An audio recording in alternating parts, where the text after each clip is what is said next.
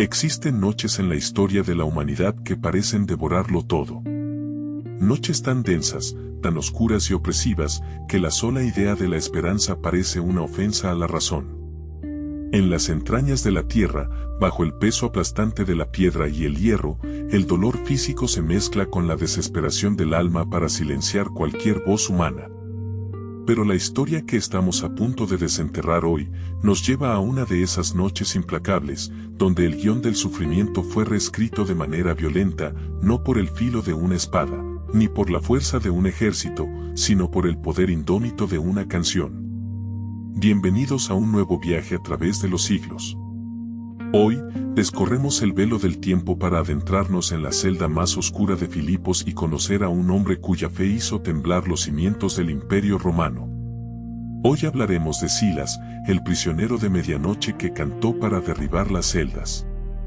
Para comprender la magnitud del terremoto que sacudió aquella prisión macedonia, primero debemos entender quién era el hombre que estaba encadenado en la oscuridad. Silas no era un novato en la fe, ni un mero acompañante a la sombra del gran apóstol Pablo. En los registros históricos de la iglesia primitiva, Silas, también conocido por su nombre romano Silvano, se alzaba como una figura de autoridad colosal. Era un líder respetado en la congregación de Jerusalén, un profeta cuyas palabras ardían con el fuego del Espíritu y, al igual que Pablo, poseía un as bajo la manga que cambiaría el curso de su destino. Era ciudadano romano. Un estatus de inmenso privilegio en un mundo gobernado por la bota de los Césares. El destino entrelazó su vida con la de Pablo de Tarso en un momento crucial. Tras una dolorosa separación entre Pablo y Bernabé, el apóstol miró hacia Silas, reconociendo en él no solo a un teólogo brillante, sino a un guerrero espiritual capaz de soportar las fatigas, los peligros y las persecuciones de un segundo viaje misionero. Juntos, emprendieron una marcha que redefiniría el mapa del cristianismo. Atravesaron Siria y Cilicia, confirmando a las iglesias, hasta que un misterioso llamado espiritual cambió su rumbo.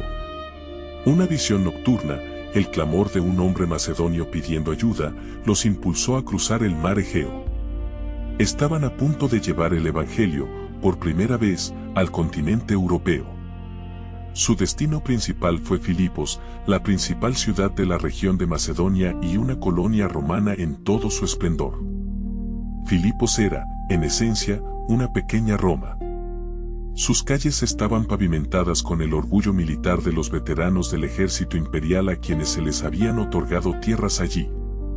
Sus plazas estaban adornadas con templos paganos, y su economía prosperaba gracias a la ubicación estratégica en la Vía Egnatia, la gran carretera que conectaba el oriente con el occidente.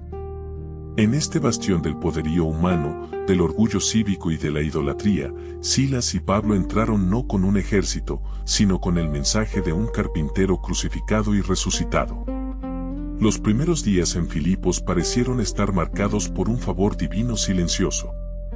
Junto al río, encontraron a un grupo de mujeres orando, y allí el corazón de una vendedora de púrpura llamada Lidia fue abierto. Las aguas del río fueron testigos de los primeros bautismos en suelo europeo. Parecía un inicio pacífico, una conquista espiritual serena. Pero el enemigo de las almas rara vez permite que la luz invada su territorio sin desatar una tormenta. Y la tormenta, en esta ocasión, tomó la forma de una joven esclava. Mientras Silas y Pablo caminaban día tras día hacia el lugar de oración, comenzaron a ser acechados por una muchacha poseída por un espíritu de adivinación, un espíritu pitónico, según las creencias de la época.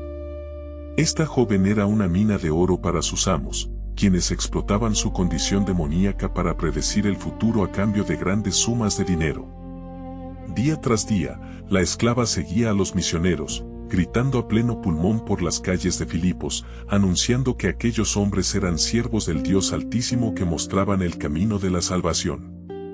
A simple vista, podría parecer una publicidad favorable, pero Pablo y Silas discernían la oscuridad detrás del anuncio. El Evangelio de la Gracia no necesitaba el respaldo de las tinieblas. Llegó el momento en que la tensión espiritual alcanzó su punto de quiebre. Pablo, movido por una indignación santa y una profunda compasión por el alma esclavizada de la joven, se giró y, confrontando no a la mujer, sino a la entidad que la atormentaba, ordenó en el nombre de Jesucristo que el espíritu saliera de ella. En ese mismo instante, la presencia demoníaca abandonó el cuerpo de la esclava. Sus ojos, antes perdidos en el trance de la adivinación, se aclararon. Era libre. Pero su libertad espiritual significó la ruina económica de sus amos. La furia de aquellos hombres cuyas ganancias se habían esfumado fue instantánea y despiadada. No había argumento teológico en su ira, solo pura y dura codicia herida. Arrastraron a Silas y a Pablo hacia el ágora, la plaza pública, presentándolos ante los magistrados de la ciudad. Las acusaciones que lanzaron fueron un veneno diseñado específicamente para encender el nacionalismo romano. No mencionaron la pérdida de sus ingresos, en cambio, gritaron que aquellos hombres, siendo judíos, estaban alborotando la ciudad y enseñando costumbres que a los romanos no les era lícito recibir ni practicar. La multitud estalló en un frenesí de odio xenófobo. Los magistrados, sin molestarse en realizar un juicio justo, sin permitir que Silas o Pablo pronunciaran una sola palabra en su defensa, rasgaron sus ropas y ordenaron el peor de los castigos inmediatos: ser azotados con varas. Aquí es vital detenernos y comprender el horror del castigo romano. No se trataba de unos simples golpes. Los lictores, oficiales de la ley, portaban haces de varas de madera de abedul o de olmo, flexibles y mortales. Silas, un hombre de Dios, un intelectual, un profeta, fue despojado de su dignidad públicamente. Su espalda quedó desnuda ante la turba enfurecida. Los golpes comenzaron a caer con una violencia metódica y brutal. Cada azote de la vara cortaba la piel, abría la carne y fracturaba el espíritu. La sangre de Silas y Pablo tiñó el pavimento de piedra del ágora de Filipos. El dolor físico era indescriptible, una agonía ardiente que recorría cada nervio de sus cuerpos destrozados. Fueron azotados sin piedad, golpe tras golpe, hasta que sus espaldas fueron reducidas a un amasijo de carne ensangrentada. Pero la crueldad de Roma no terminaba en la plaza pública. Respirando con dificultad, temblando por el shock y la pérdida de sangre, fueron arrastrados hacia la cárcel de la ciudad. Los magistrados, queriendo asegurarse de que estos alborotadores no causaran más problemas, dieron órdenes estrictas al carcelero: guardarlos con la máxima seguridad. El carcelero de Filipos, un hombre curtido en la brutalidad de su oficio, obedeció sin titubear. No los dejó en las celdas comunes, donde entraba un hilo de luz o se podía respirar aire medianamente limpio. Los tomó y los arrojó en el calabozo de más adentro. Esta prisión interior era un lugar de pesadilla. Era un foso subterráneo, húmedo, plagado de alimañas, sumido en una oscuridad tan absoluta que se podía palpar. El olor a putrefacción, a sudor humano y a desesperanza impregnaba las frías paredes de piedra. Y para añadir tortura al dolor ya existente, el carcelero aseguró los pies de Silas y Pablo en el cepo. Este instrumento no era solo una medida de seguridad, era una herramienta de tortura. Consistía en gruesos maderos de hierro o madera pesada, con agujeros a diferentes distancias. Las piernas de los prisioneros eran forzadas a separarse al máximo de su amplitud natural y bloqueadas allí. Esto impedía cualquier movimiento, provocando calambres insoportables en los músculos de las piernas y el abdomen. Además, con los pies inmovilizados, no podían girar el cuerpo para aliviar el peso sobre sus espaldas destrozadas por los azotes. Cada intento de respirar, cada leve movimiento, hacía que la carne cruda y desgarrada rozara contra el suelo infecto y empedrado de la celda. El escenario estaba preparado para la desesperación más absoluta. El abandono parecía total. Habían obedecido la voz de Dios al cruzar a Macedonia, habían liberado a una mujer de la esclavitud demoníaca, y su recompensa había sido la humillación, la tortura y la oscuridad. Humanamente hablando, era el momento perfecto para cuestionar el llamado. Era la hora de llorar de frustración, de maldecir a sus captores, de dudar de la bondad del Dios al que servían. Silas, sangrando, inmovilizado en la oscuridad, rodeado por los lamentos ahogados de otros criminales en el calabozo, enfrentaba la verdadera prueba de su fe. Las horas se arrastraron lentamente en aquella tumba para vivos. El frío de la noche comenzó a morder sus heridas febriles. Llegó la medianoche. La hora más oscura. El punto de inflexión donde la resistencia humana suele colapsar. Y entonces ocurrió lo impensable. En lugar del sonido de llantos, en lugar de murmullos de dolor o blasfemias contra el imperio, un sonido diferente comenzó a filtrarse por los fríos pasillos de piedra de la prisión. Al principio, debió ser apenas un susurro, una exhalación temblorosa en medio del dolor. Pero pronto, cobró fuerza, afinación y poder. Era la voz de Silas, uniéndose a la voz de Pablo. No estaban suplicando clemencia. No estaban discutiendo sobre teología. Estaban orando, y luego, comenzaron a cantar. Cantaban himnos a Dios. En la negrura absoluta de aquel calabozo, donde sus ojos físicos no podían ver ni siquiera sus propias manos encadenadas, sus ojos espirituales estaban fijos en el trono de la gracia. Quizás entonaron los antiguos salmos de David, recordando palabras que habían cruzado siglos: aunque ande en valle de sombra de muerte, no temeré mal alguno. O tal vez, bajo la inspiración directa del Espíritu, compusieron allí mismo una nueva melodía de adoración. El canto de Silas en la prisión de Filipos es uno de los actos de guerra espiritual más grandes registrados en las Escrituras. Su adoración no dependía de su comodidad. Su alabanza no estaba condicionada a la ausencia de dolor. Silas entendió en ese calabozo un misterio profundo: la alabanza es un arma. Cantar cuando el cuerpo está destrozado y el alma está acorralada es declarar que el Dios del universo es más grande que el dictado de cualquier magistrado romano, más real que el hierro de las cadenas y más poderoso que el miedo a la muerte. Y los presos los oían. Imaginen a los demás reos, hombres endurecidos por el crimen, asesinos, ladrones, rebeldes políticos, sumidos en su propia desesperación. De repente, su letargo es roto por la armonía de dos hombres cuyas espaldas están hechas jirones, pero cuyas almas vuelan libres por encima de los muros de la prisión. Aquellos criminales guardaron silencio absoluto, cautivados por un sonido que no pertenecía a la tierra, un sonido de gozo en medio del infierno. Pero los presos no fueron los únicos que escucharon a Silas cantar. El eco de aquella adoración de medianoche traspasó los techos de piedra, atravesó las esferas celestiales y llegó hasta el trono mismo de Dios. Y el cielo respondió. No hubo un relámpago, ni un ejército de ángeles visible. Dios respondió a la adoración de sus siervos tomando la tierra en sus manos y sacudiéndola con furia santa. De repente, un gran terremoto convulsionó la ciudad de Filipos. Pero este no fue un movimiento tectónico ordinario, no fue un capricho ciego de la naturaleza. Fue un terremoto quirúrgico, milagroso, dirigido específicamente a la arquitectura de la opresión. La tierra rugió. Los cimientos de la cárcel se sacudieron violentamente. La piedra crujió y el hierro cedió. En un instante de terror y gloria, todas las puertas de todas las celdas volaron de sus goznes, abriéndose de par en par. Y el milagro se extendió aún más: las cadenas, los grilletes y el pesado cepo que aprisionaba los pies de Silas y Pablo, y de todos los demás prisioneros, se soltaron espontáneamente. La adoración había roto las cadenas. La frecuencia del cielo había destrozado la tecnología de encierro de Roma. El estruendo del terremoto y el chirrido de las puertas de hierro arrancaron de su sueño al carcelero. Al despertar sobresaltado y ver en medio de la penumbra y el polvo que las puertas de la prisión estaban abiertas, su sangre se heló en sus venas.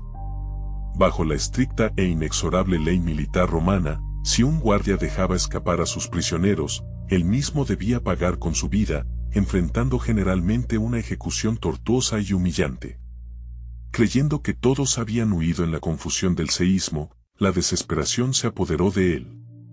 Desenvainó su espada, dispuesto a clavársela en el pecho y acabar con su propia vida para evitar la deshonra y la furia de sus superiores. Estaba a un segundo de la muerte, cuando una voz potente, rasgando la oscuridad cubierta de polvo, resonó desde el interior de las ruinas del calabozo de más adentro. Era la voz de Pablo, gritando a gran voz: no te hagas ningún mal, pues todos estamos aquí. Ese momento desafía toda lógica humana. Las puertas estaban abiertas, las cadenas sueltas. El instinto de supervivencia dictaba huir hacia la noche y escapar de la ciudad. Sin embargo, Silas, Pablo y, asombrosamente, ninguno de los demás prisioneros se habían movido. La presencia de Dios que había descendido durante el canto de medianoche era tan densa, la autoridad espiritual de aquellos siervos heridos era tan abrumadora, que nadie osó dar un paso fuera de su celda.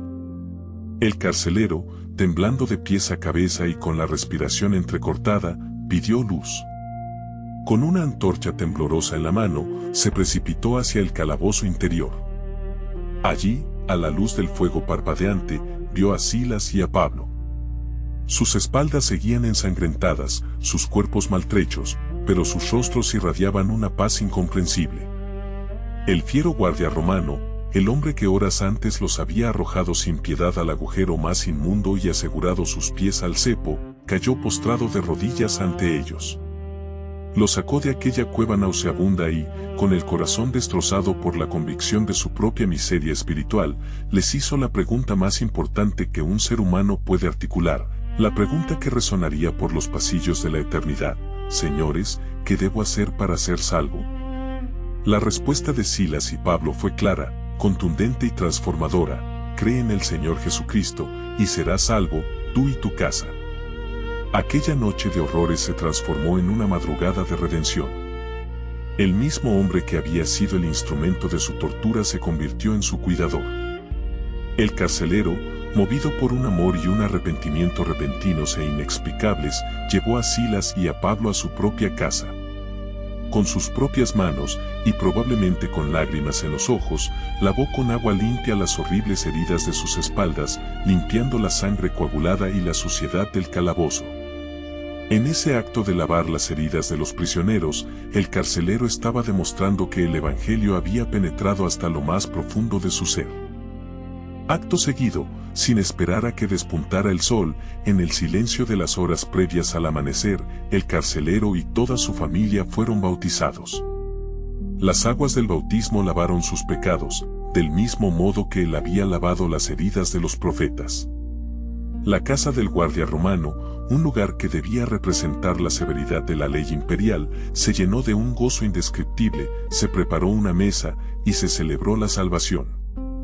La iglesia de Filipos, que había comenzado con una mujer rica comerciante de púrpura junto a un río, ahora sumaba a un fiero guardia de prisión y su familia. El espectro de la gracia de Dios cubría a todos por igual. Cuando la mañana finalmente iluminó la ciudad de Filipos, la perspectiva de los magistrados había cambiado drásticamente. Quizás aterrados por el terremoto, o quizás dándose cuenta de que habían actuado de manera precipitada e ilegal, enviaron a sus alguaciles a la prisión con una orden escueta y apresurada: suelta a aquellos hombres.